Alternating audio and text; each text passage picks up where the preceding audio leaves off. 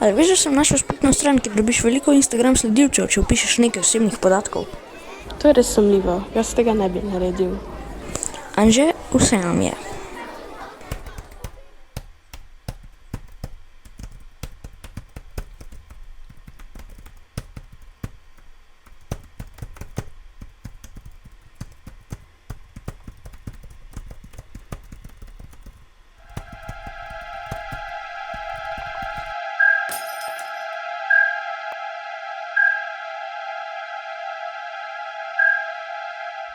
Luka, z mojega računa je izginilo 500 evrov.